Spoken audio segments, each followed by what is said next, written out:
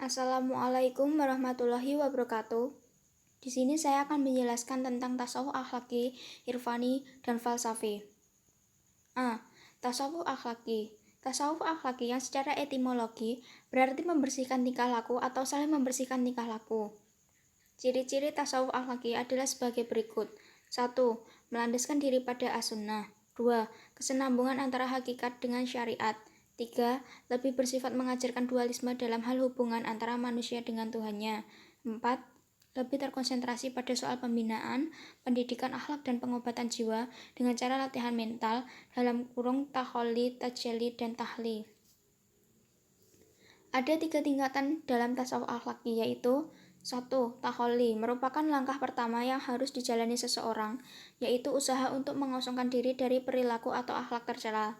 2. Takholli adalah upaya mengisi atau menghiasi diri dengan cara membiasakan diri dengan sikap, perilaku, dan akhlak terpuji.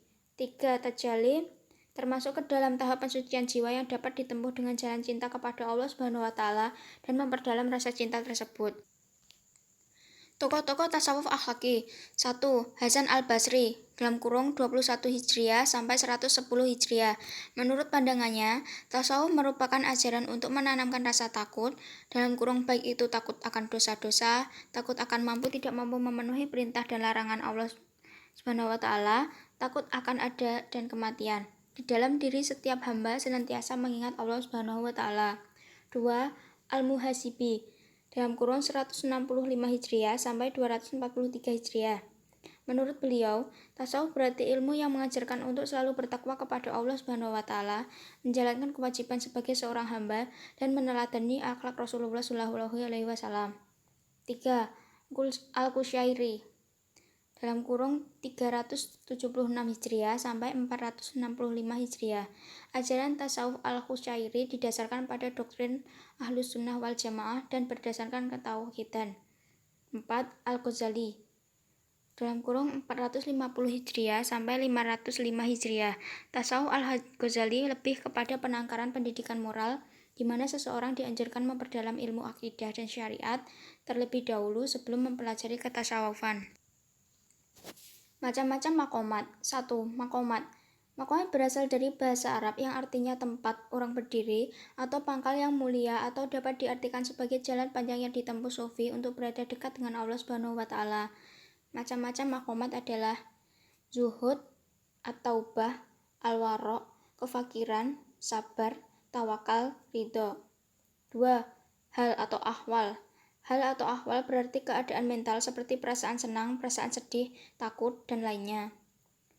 B. Tasawuf irfani. Tasawuf irfani adalah tasawuf yang berusaha menyikapi hakikat kebenaran atau ma'arif diperoleh tidak melalui logika atau pembelajaran pemikiran, tetapi melalui pemberian Tuhan atau muhibbah. Metode tasawuf irfani yaitu zikrullah, riyadah, taghakur atau refleksi, tazkiyat an-nafs. Tokoh-tokoh tasawuf irfani. 1. Rabi'ah al-Ajwujud dalam kurung 95 sampai 185 Hijriah. Ajaran tasawuf Rabi'ah al-Adawiyah adalah mahabbah atau cinta. 2. Du'annun at-Mirsi dalam kurung 180 sampai 246 Hijriah. Ajarannya makrifat dan makomat dan ahwal. 3. Abu Yazid al-Bustami dalam kurung 874 sampai 947 Hijriah. Ajarannya fana dan baqo. 2. Ijtihad. 4.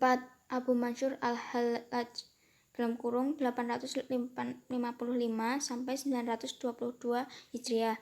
Ajaran tasawufnya adalah hulul dan wadat asy-syudud. C. Tasawuf falsafi. Pengertiannya, tasawuf falsafi adalah sebuah konsep ajaran tasawuf yang mengenal Tuhan atau makrifat dengan pendekatan rasio atau filsafat sehingga menuju ke tempat yang lebih tinggi, bahkan hanya mengenal Allah saja atau makrifatullah, melainkan yang lebih tinggi dari itu, wihdatul wujud atau kesatuan wujud. Tokoh-tokoh tasawuf falsafi: Ibnu Arabi, Al-Jili, Ibnu Sabi'in. Ibnu Arabi. Ajaran tasawufnya adalah wahdat al-wujud. Dalam paham ini dijelaskan bahwa wujud semua yang ada ini hanyalah satu dan hakikatnya wujud makhluk adalah wujud kholik pula.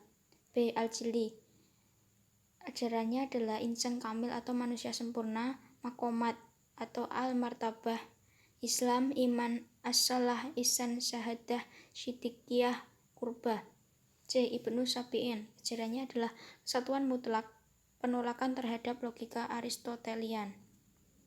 Terima kasih. Wassalamualaikum warahmatullahi wabarakatuh.